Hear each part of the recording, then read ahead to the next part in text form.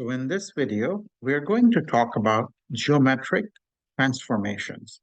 And there are three types of transformations. The first one we will talk about is called translation.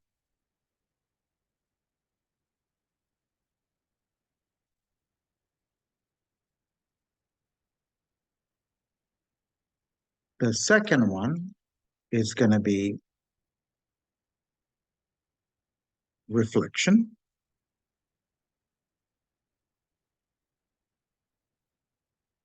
And the third one is going to be rotation.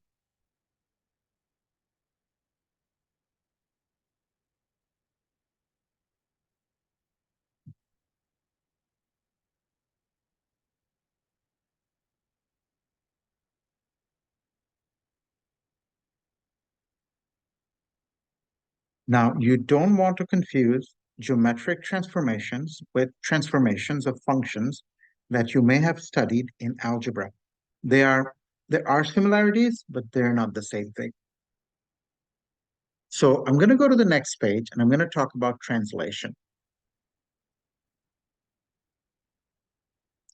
Okay, let's say I have a shape and I hope you can see the grid here.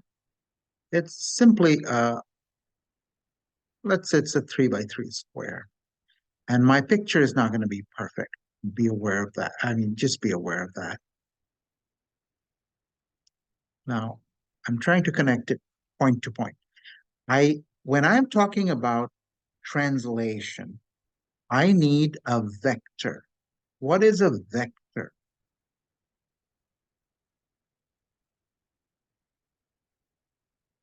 A vector is a line that has a length and a direction. Okay, the arrow makes a huge difference. So this vector here, let me write down the word so that you understand what I'm talking about. This vector is very important. It doesn't matter where on the square grid I draw my vector. It tells me that my shape needs to go 5 units to the right and then 2 units up. Okay, I can draw this vector anywhere, but that's what it means. So I'm going to get rid of these marks. They don't help me. I'll leave that one because that means I'm going right 5 units and then 2 units up. By the way, you can go 2 units up, then 5 units to your right. That'll also work. So I have to move this square according to this vector. And that simply means I have to move this. I'm going to change this to a different color. So I generally start with, I'm going to save it around, okay? Save it somewhere here. So I'm going to just focus on this point. If I move this point accordingly, then I draw a square, I'll be fine. So according to this vector, this point needs to move 1, 2, 3, 4, 5 units here, then 2 units up. So this point is going to come here. And that'll bring or drag the whole square. So my answer is going to be this. If I move the black square according to this vector, the black square will take the position of the red square. This red square is my solution. So you will probably see simple shapes like a little triangle or a square. It's the same concept.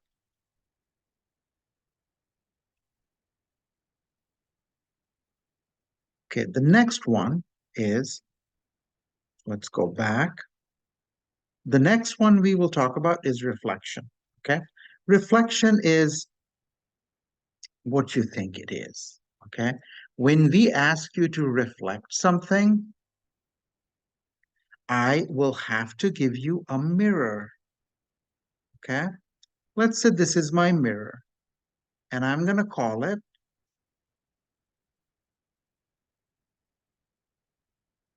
MN. The line MN, it happens to be a vertical line, is my mirror. M-I-R-R, M-I-R-R-O-R, mirror. Okay, now I will have to give you a mirror here. Now, Let me make the shape a little more complicated than a simple square. Let's say I have this shape.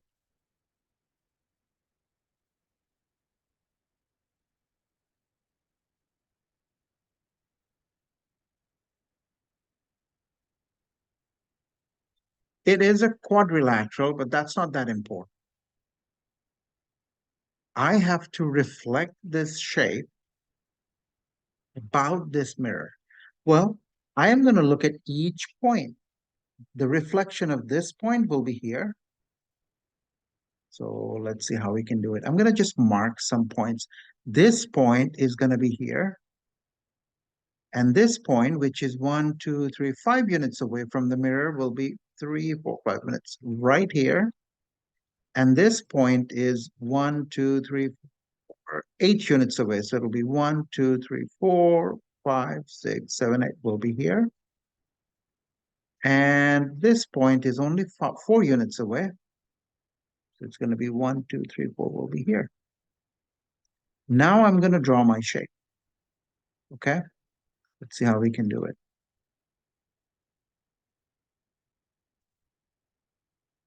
It's not going to be perfect, but I think you get the point.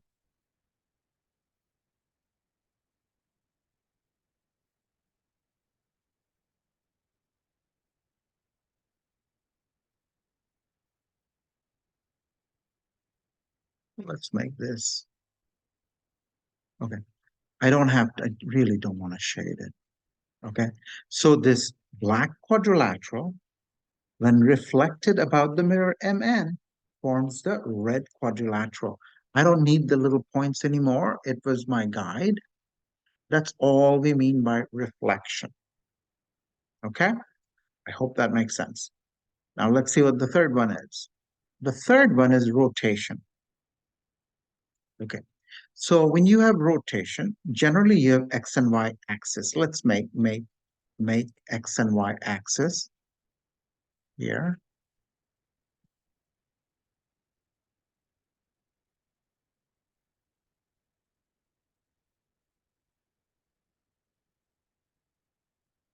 This is the vertical axis or X axis. This is the horizontal axis or Y axis. And let's label it somewhere here.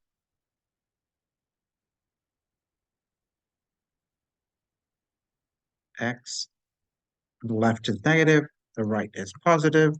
For Y, the top is positive and the bottom is negative. Now, for rotation, I have to give you a center of rotation. And to keep things simple, let's make the origin the center of rotation. It doesn't have to be, but for now, let's make it the center of rotation. It's going to be a little challenging to show on the computer. It works better when you're doing it on the board, but we'll have to live with it. Okay, let's say I want to take this shape. This shape is like so. Let's say, put it somewhere here. Okay, now if I want to rotate this shape around the center clockwise, this is clockwise. By the way, the clockwise rotation is negative. A counterclockwise notation is positive, and that's how it's done. It's something you have to know. Okay, so let's say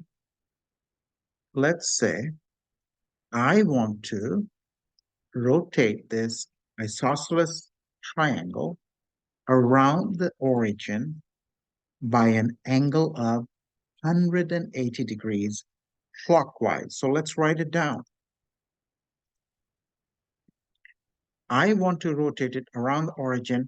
I want to rotate the shape around the origin 180 degrees clockwise.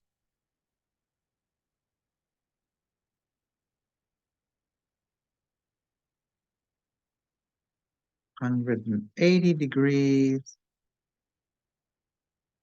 clockwise.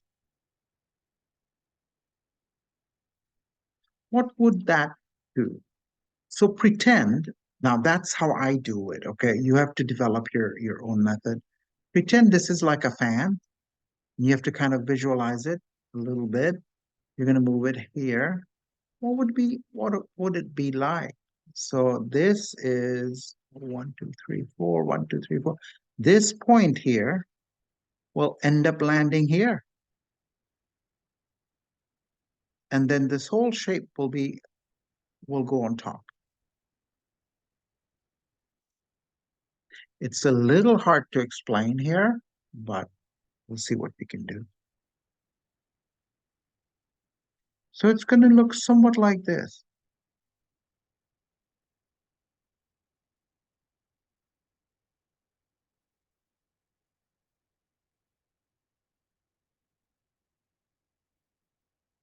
Somewhat like this, and let's change the color. Okay, if you move this triangle, let's see, 1, 2, 3, 4, 5, 6, 1, 2, 3, 4, 5. Okay, so this is better. Of course, it's a rough sketch. So you will have to pretend like whatever the center of rotation is, this is called the center of rotation. You're going to rotate it like you would rotate a fan, either 180 degrees or 90 degrees, all those things. If you were to rotate it 90 degrees clockwise, it's going to be somewhere here. It's going to go like this. 1, 2, 3, 4, 1, 2, 3, 4. It's going to look something like this if I'm not totally off. It's going to look like a slightly better job. This point, 1, 2, 3, 4, 1, 2, 3, 4 will come here. And it's going to look somewhat like this. Okay, this would be 90 degrees clockwise. So here we have the three types of geometric translations.